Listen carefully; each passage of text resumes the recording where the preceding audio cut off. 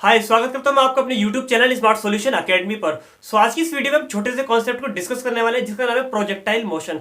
Projectile motion से related questions काफी बार teaching exams में पूछे गए, चाहे वो हाल ही में होने वाले यूपी में टीजीटी का पेपर हो साइंस का, या जो हमारे दिल्ली में न्यू वैकेंसी आई DSSS की उसमें टीजीटी साइंस के पेपर में आने वाले क्वेश्चन में हो। काफी एग्जाम्स है, केवीएस है, एनवीएस है, बहुत सारे डिफरेंट एग्जाम में जहाँ पे टीजीटी पोस्ट के लिए साइंस का कॉन्सेप्ट आता है, वहाँ पे प्रोजेक्टाइल मोशन से रिलेटेड एक या दो क्वेश्चंस काफी बार एग्जाम में पूछे जाते हैं। तो आज मैं प्रोजेक्टाइल मोशन से रिलेटेड सारे कॉन्सेप्ट को, आपको सारे फॉर्मूलों को अच्छे से यहाँ कवर करने वाले हैं, और साथ ही साथ उसके बेस पे कुछ न्यूमेरिकल भी देखने वाले हैं जो कि काफी ज्यादा इंपॉर्टेंट होने वाले हैं। तो देखते हैं पहले प्रोजेक्टाइल मोशन होती क्या है। पहले मैं आपको नॉर्मली बता दूं प्रोजेक्टाइल मोशन किसे बोलते हैं। आप किसी भी एक पर्टिकुलर प्लेस पे खड़े, आपने किसी भी ऑब्जेक्ट को थ्रो किया, सो आपका ऑब्जेक्ट किस तरीके से गिरेगा। जैसे आपने माना यहाँ पर आप खड़े हुए, आपने कोई ऑब्जेक्ट फेंका, वो इस तरीके से गिरने वाला है। ऑब्वियस सी बात है। क्रिकेट खेलते, क्रिकेट में माना आप कहीं पर बाउंड्री के पास खड़े हैं, आप बाउंड्री पे से आपने किसी भी बॉल को थ्रो करी स्टंप के पास, ऐसे भी जाती है, ऐसे भी जाती है, डिफरेंट डिफरेंट एंगल से जाती है। सो वहां पे एक क्वेश्चन, क्या ये क्वेश्चन भी काफी बार पेपर में पूछा गया है कि जो मेरे पास फील्डर है उसे कितने डिग्री के एंगल पर बॉल को फेंकना चाहिए जिससे कि स्टंप के पास खड़े हुए मेरे पास जो प्लेयर है उसके पास बॉल सबसे पहले पहुंच जाए, कितने डिग्री का एंगल बेस्ट रहेगा। सो 45 डिग्री इसका आंसर होता है। ऑप्शन होता है 60, 45, 90 और 0। ध्यान रखना 90, 60 कुछ भी हो सकता है, 0 नहीं होगा तो 60 होगा, लेकिन 45 डिग्री एक ऐसा एंगल होता है जहां से भी किसी भी ऑब्जेक्ट को थ्रो करने पर वो सबसे पहले वहां पर पहुंचता है in comparison then other angles. तो एक पहला क्वेश्चन ये भी याद रखना है आपको। बात करते हैं, चलिए ठीक है, बस 45 डिग्री कॉन्सेप्ट पहुंच जाएगा। प्रोजेक्टाइल मोशन पता लग गया कौन सी वाली। इस टाइप से जो भी मेरे पास ऑब्जेक्ट मूव करेंगे, स्टोन ले लेते हैं, प्रोजेक्टाइल ले लेते हैं, मैं मार्कर को फेंकने लग जाऊँ तो मैं इस तरीके से ही गिरेगा। ये तो नहीं होगा हवा में रुका रहेगा, ऐसा कभी भी नहीं होगा।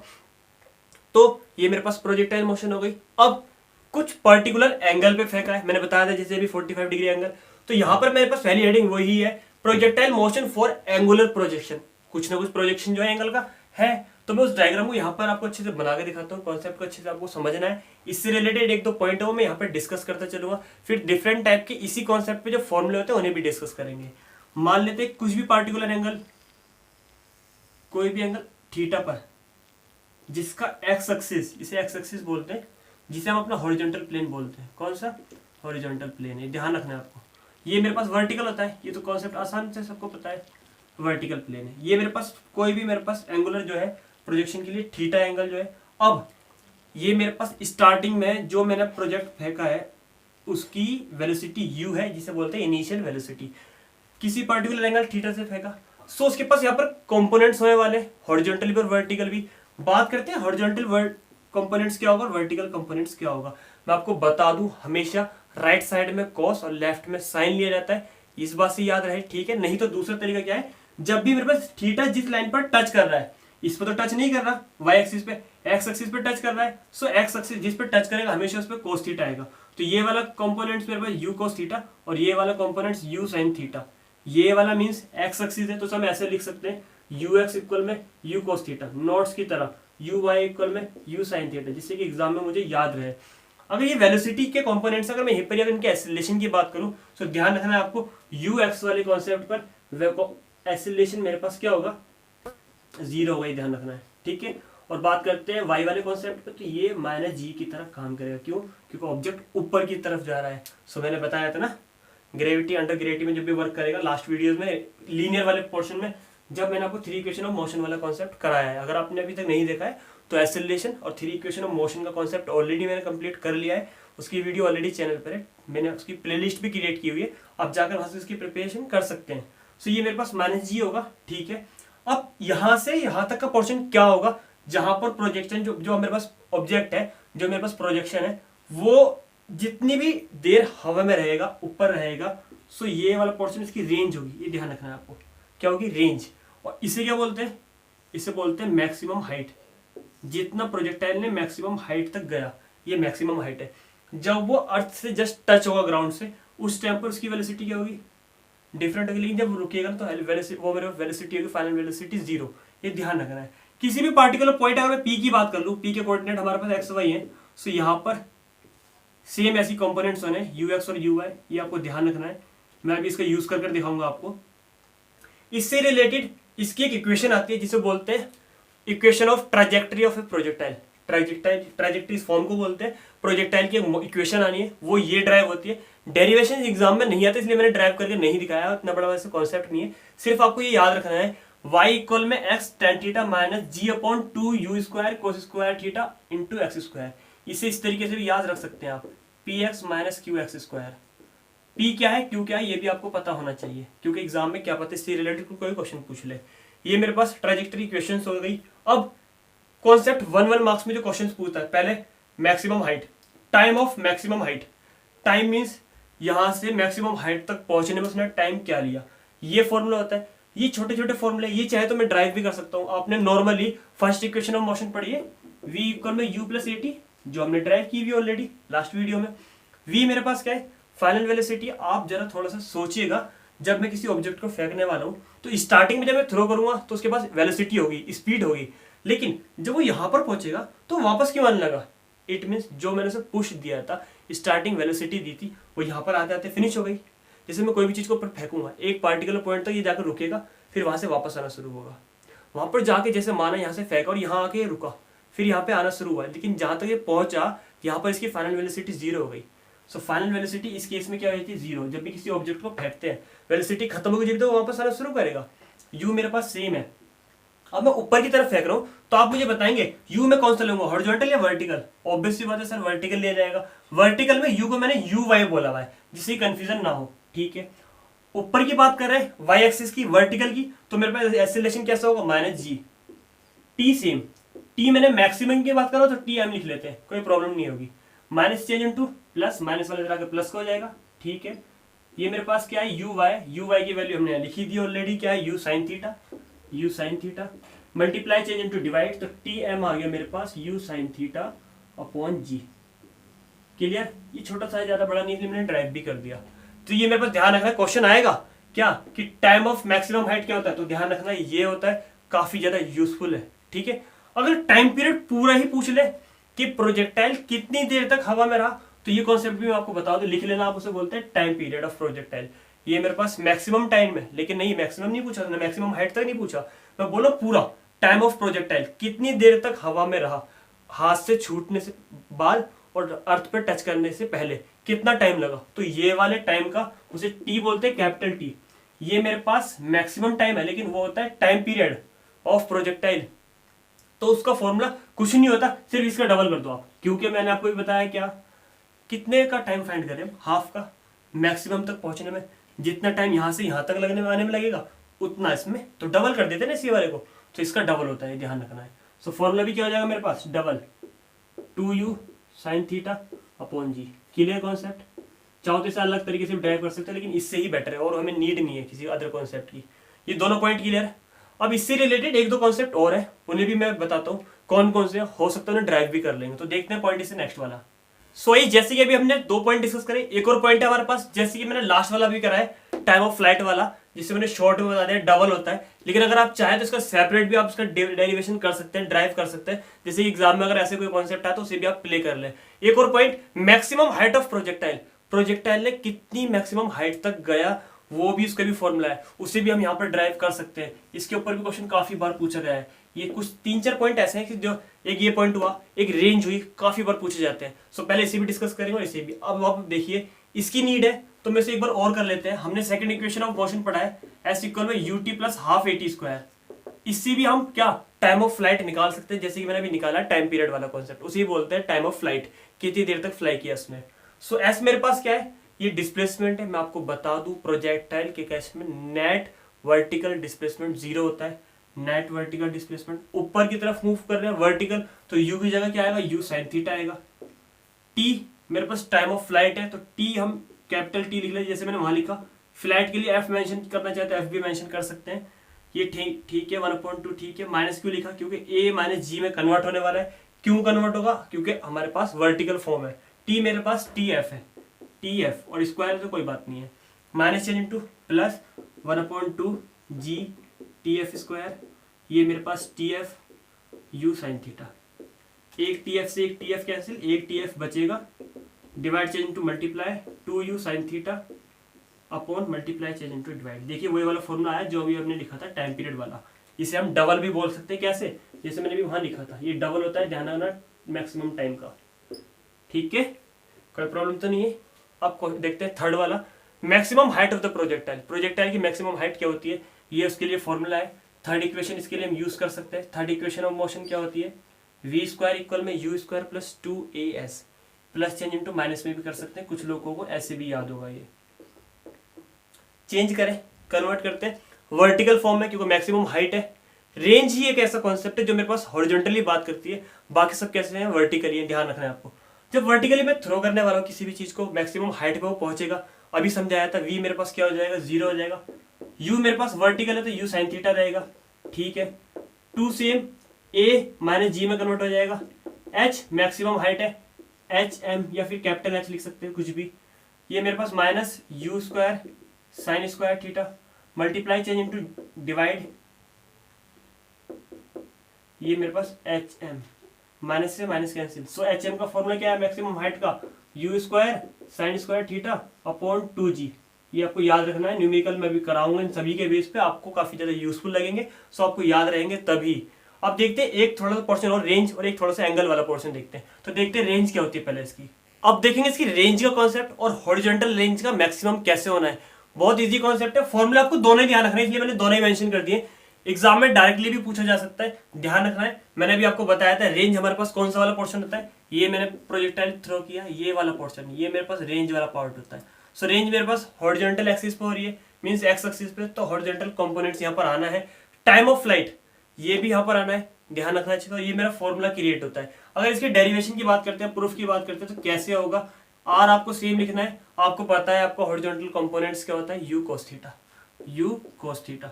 ठीक है, टाइम ऑफ फ्लाइट बिल्कुल अभी भी फाइंड किया था, क्या होता है 2u साइन थीटा अपॉन जी।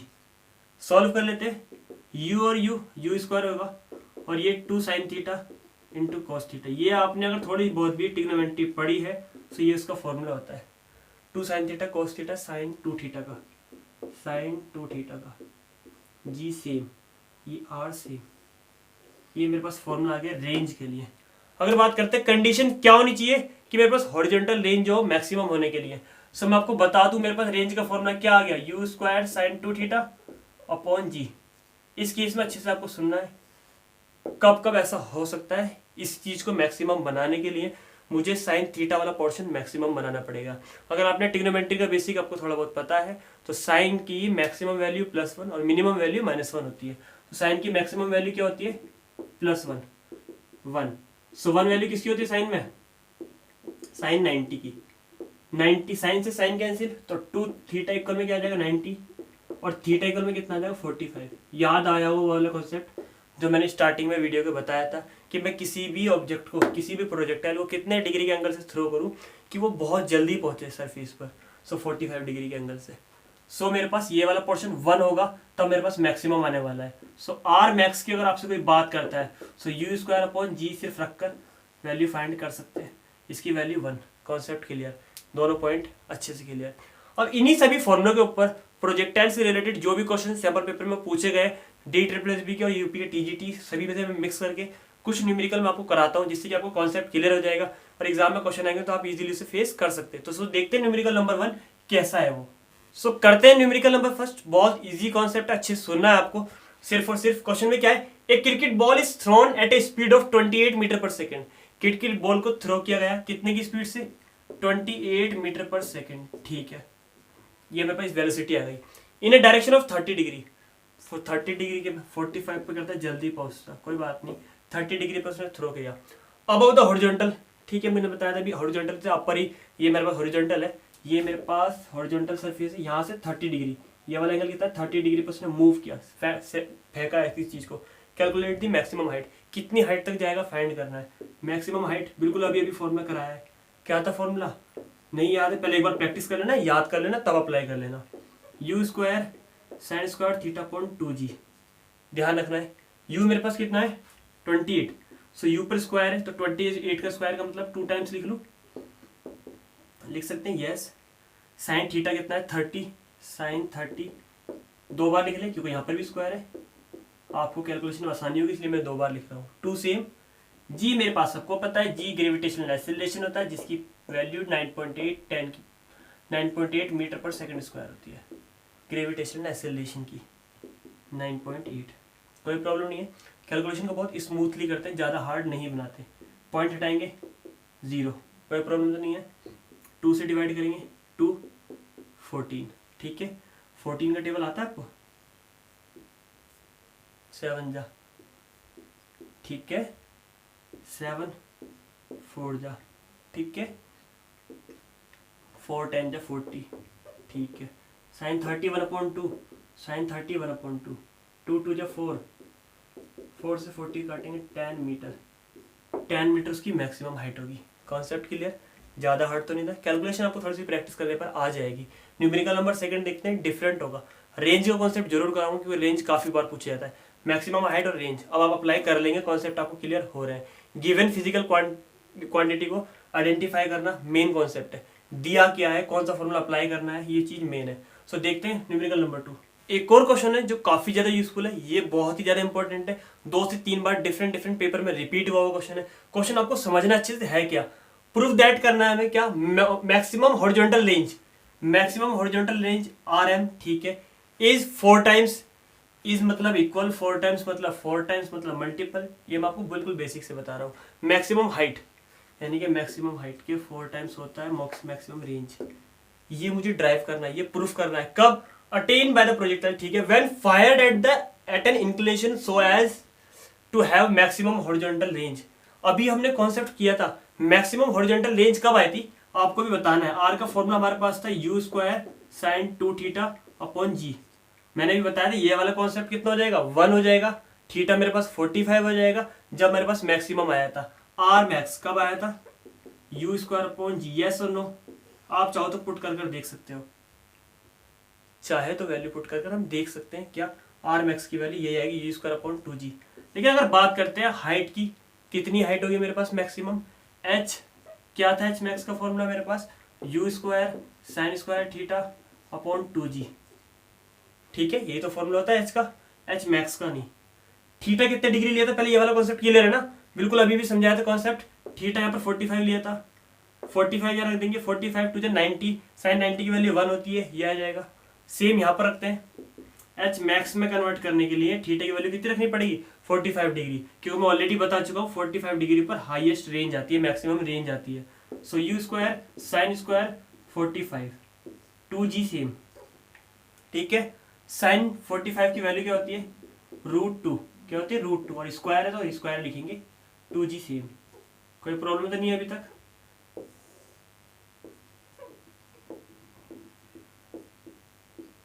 स्क्वायर से रूट कैंसिल, सो क्या आएगा, सिर्फ 2 बचेगा, 2 2 जा क्या हो जाएगा, 4 हो जाएगा, यस और नो। कोई प्रॉब्लम तो नहीं है अभी तक, देख लेना आराम से। एच एम सेम, 4 को अलग लिख देते हैं, u स्क्वायर अपॉन जी को अलग लिख देते हैं। u स्क्वायर अपॉन जी किसकी वैल्यू है, आर एम की है, मैक्सिमम रेंज की।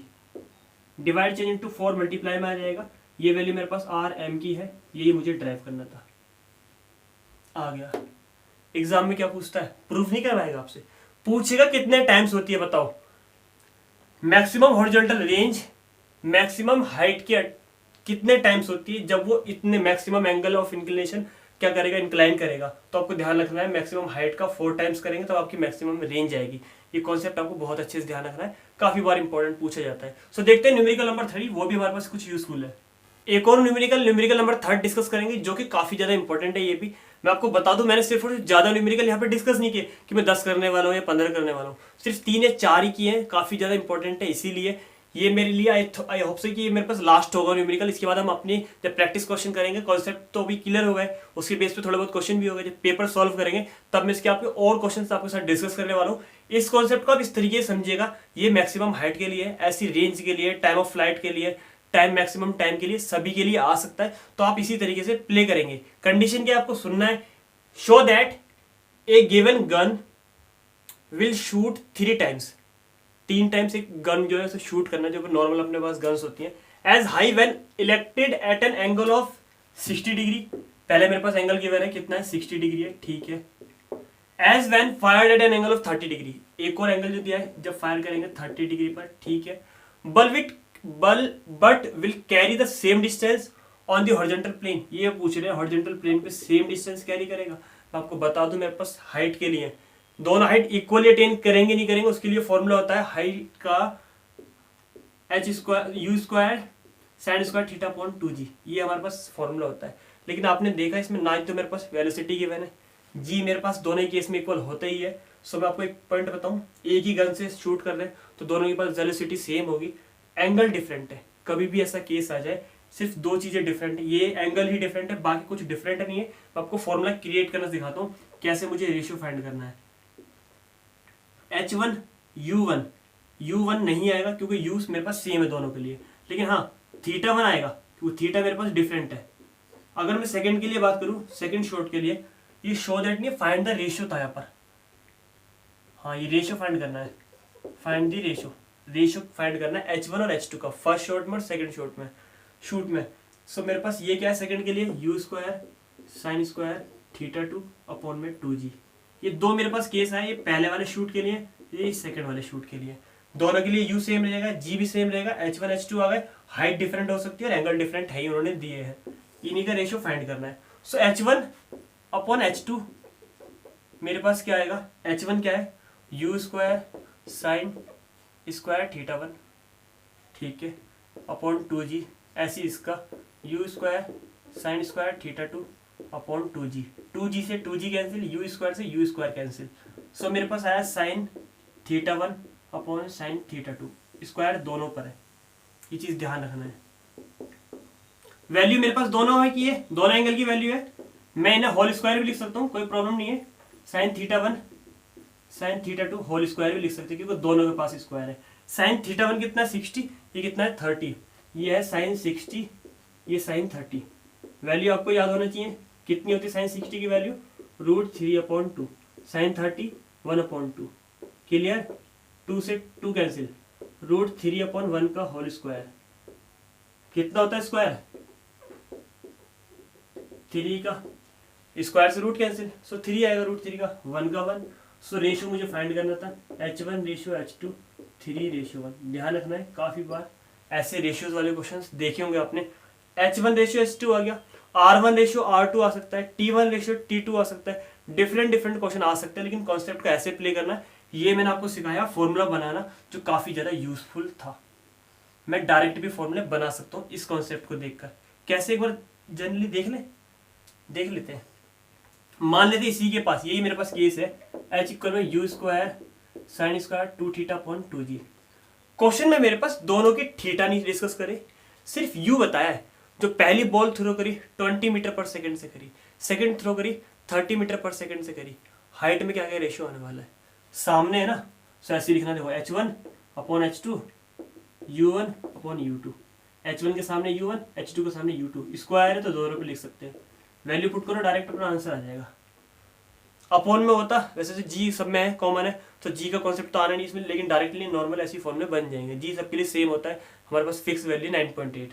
सो ऐसे फॉर्मूला बना लेना, इतना सारा नहीं करना पड़ेगा फर्स्ट के लिए सेकंड के लिए, डायरेक्ट फॉर्मूले क्रिएट कर लेना। होप सो आज की वीडियो में पढ़ाए गए सारे कॉन्सेप्ट आपको अच्छे से क्लियर हो गए। फिर भी आपको डाउट है तो आप कमेंट बॉक्स में मेंशन जरूर कर दे, जिससे कि मैं आने वाले चैप्टर्स की डिस्कस करूंगा, इसका रिवाइज कराऊंगा, इसकी बेस पे क्वेश्चन प्रैक्टिस वाले क्वेश्चन करेंगे, तब आपके डाउट को अच्छे से क्लियर कर लेंगे। वीडियो पसंद आए वीडियो को लाइक करना ना भूलें, अगर आप चैनल पर नए हैं तो चैनल सब्सक्राइब जरूर कर दें, जिससे कि आने वाले सभी चैप्टर्स के नोट्स आपके पास टाइम टू टाइम पहुंच सके। थैंक्स।